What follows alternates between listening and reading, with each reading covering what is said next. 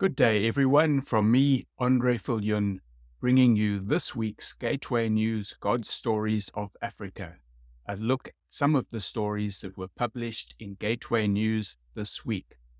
On a personal note, I am coming to you from Redding, California, where I am enjoying a family visit as well as summer and no load shedding. I'll be back home in beautiful SA towards the end of July. So back to the news. 2 years ago, a Free State artist, Karen Ter Blanche, shared in a national prophetic art group webinar that she could see the face of Jesus planted in the soil of Port Elizabeth. This year, 6 PE Christian artists fulfilled that prophetic mandate by creating a 20-meter by 25-meter walkthrough face of Jesus at the eastern end of a walking trail behind a seaside village south of PE. Materials used to create the striking landscape artwork include concrete tiles, bricks, and hundreds of colorful succulents. The artists have deliberately not placed any signage or even scripture verses on the location, trusting that Jesus himself will sovereignly encounter people as they walk through the representation of his face or rest on a bench on his crown.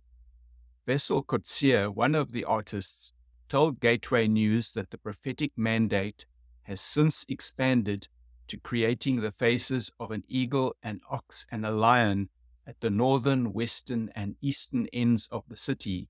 He said they also believe that what began prophetically in PE will spread to other centers around South Africa. Last Friday was June the 16th, Youth Day, and on that day, 2 women, Dr. Pearl Coupe in Gauteng and Vuyokazi Joseph Matu in Cape Town, both independently released prophetic words about South Africa's youth. Both women see a new breed of powerfully anointed, game-changing leaders rising up from that generation and rebuilding and restoring what was lost by previous generations. In an opinion piece, Freedom of Religion South Africa shares concerns about a possible religious freedom threat in the controversial Expropriaton Bill, which is back in the news as public hearings are being held in provinces around South Africa. 4SA said is making a verbal submission to highlight the lack of proper protection for the property rights of religious organizations. They also express concern that the broad definition of property in the bill raises the possibility that not only land, but any other type of property, including intellectual property or even the clothes on your back, could become targets for expropriation without compensation.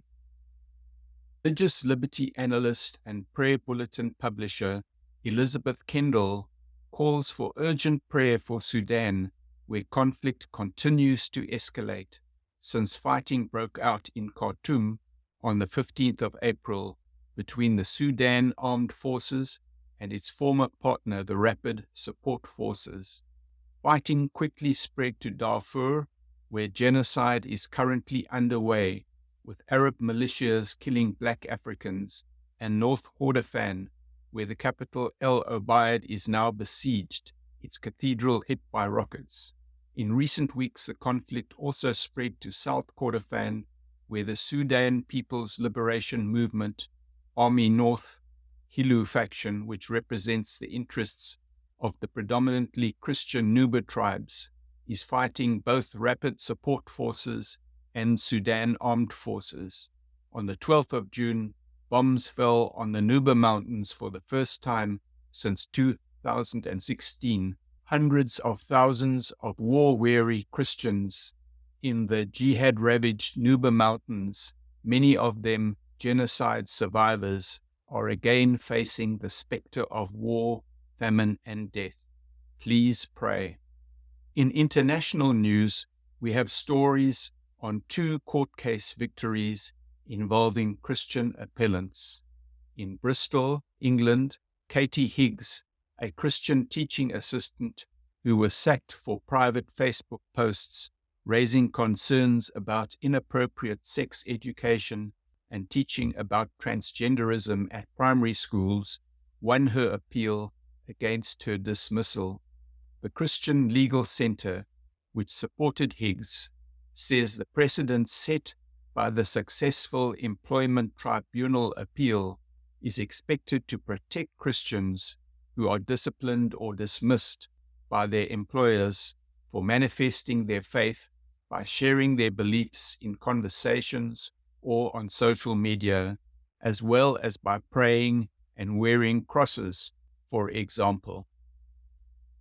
In the other appeal, Germany's top court for disputes between citizens and the state has ruled in favor of a pro-life group that had been banned from praying near an abortion clinic.